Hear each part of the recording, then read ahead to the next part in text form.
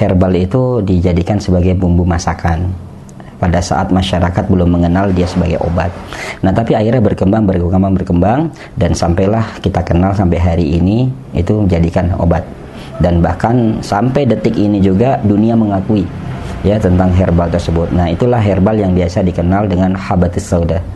Nah, kalau Nabi kita mengatakan dalam hadisnya, alaikum bihadhi habatus sauda syifa'an kulli da'il asam. Apa kata Nabi? Hendaklah kalian mengkonsumsi habatus sauda karena itu adalah obat dari segala macam penyakit kecuali maut.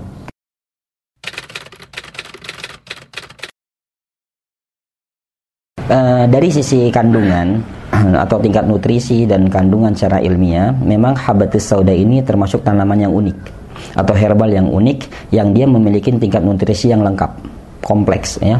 Ya, beda dengan tanaman-tanaman lain atau beda dengan herbal lain, mereka hanya punya sedikit-sedikit.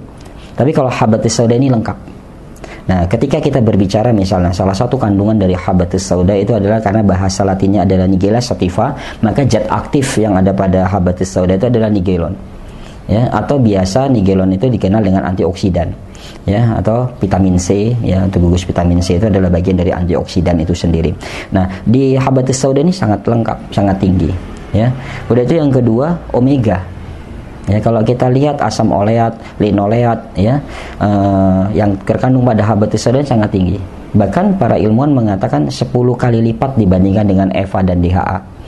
Ya, jadi dan yang berikutnya habatus sauda ini yang uniknya lagi, dia punya antihistamin, anti alergen ya, untuk asma, udah itu untuk alergi. Ya, jadi sangat banyak dan dia punya zat kafe juga untuk kanker. Nah, maka ini uniknya habatus sauda dibandingkan dengan herbal yang lain.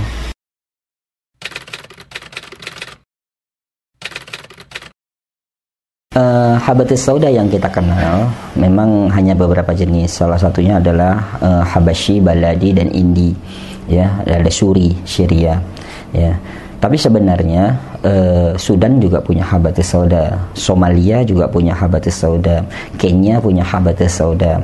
Nah, tapi ketika kita melihat dari sejarah perjalanan Rasulullah SAW, maka di sini ya kita lebih banyak mengenal habatus sauda itu dari Habasyinya, dari Habasyah, karena itu yang pernah disinggahi oleh Nabi.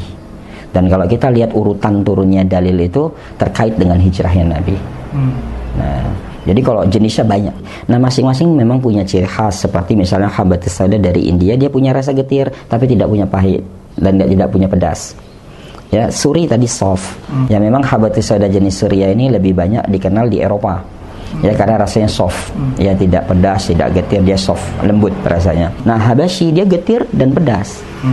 Nah, tapi kalau untuk warna, ya ini tidak bisa menjadi satu standar. Misalnya kalau Habasyi harus hitam pekat, tidak. Ya, kalau dulu ya pada saat kita pernah kunjungan ke sana, habatus sauda itu bisa memang warnanya hitam pekat ya, ketika disuling. Kita berbicara minyak habatus sauda di sini ya. Nah, karena apa? Kondisi gudang terpanas dan pada saat panen penyimpanan baik. Nah, kalau sekarang karena kebutuhan tentang minyak habatus sauda ini sangat tinggi, maka di sana pengeringannya kurang. Nah, maka pada saat penyulingan, nah itu biasa tidak terlalu hitam.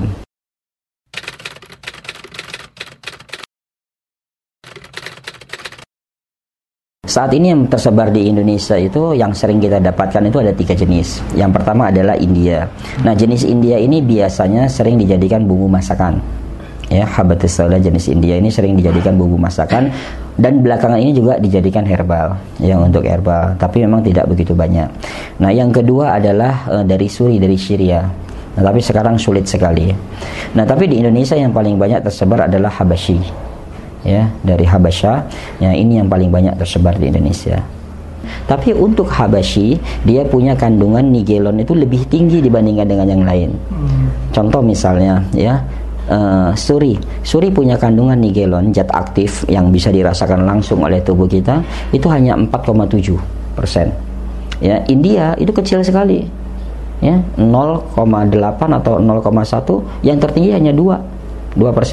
Nah, tapi Habasyah atau Habasyi, nah itu dia punya 27,5% kandungan zat aktif ya nigelonnya. Makanya sehingga kalau orang mengkonsumsi habatus sauda dengan benar dan kualitasnya baik, ya dia akan merasakan efeknya langsung. Karena memang efek dari nigelon tadi. Tapi yang terpenting adalah kualitas habatus sauda di sini yang harus yakin keasliannya. Ya, yang harus, karena apa? Kita sering temukan dalam beberapa riset kita, dalam beberapa penelitian kita, bahwa habatus sauda itu di dalamnya ada campur minyak sawit merah, di dalamnya itu ada asam palmitat, jadi dari jenis palmai, sedangkan habatus sauda dari keluarga sativa, berlawanan. Ya, nah di sini yang harus kita yakini tentang kualitasnya dulu.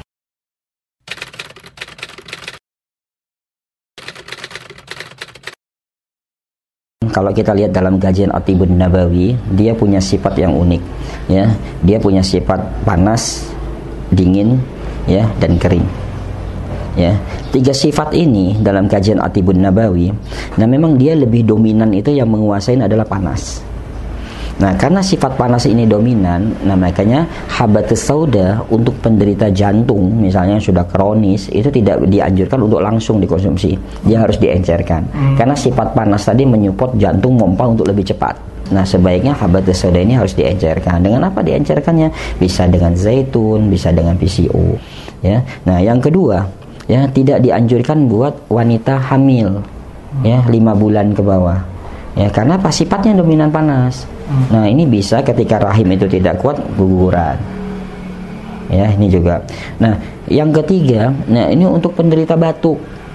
Ya, peradangan hebat. Ya, jadi menyebabkan batuk, ini tidak bisa juga langsung dikonsumsi habatus sauda. Ini juga harus diencerkan. Ya, yang paling bagus mengencerkan untuk batuk itu dengan apa? Dengan PCO, karena PCO menguatkan limpahnya, jadi menguatkan slam. Nah, habatus sauda apakah bisa berdiri sendiri untuk batuk? Bisa, tapi biasa batuknya tambah panjang dulu, baru menyembuhkan. Jadi seperti kulit kita kena pisau, kita kasih betadin. Ya, jadi nyeri terlebih dahulu, tapi sembuh. Nah, kebanyakan orang Indonesia biasa tidak siap dengan itu. Penderita diabetes sangat dianjurkan. Sangat dianjurkan karena memang sifatnya ini yang menyerang pankreas untuk mengkonsumsi sehingga menghasilkan insulin dengan baik.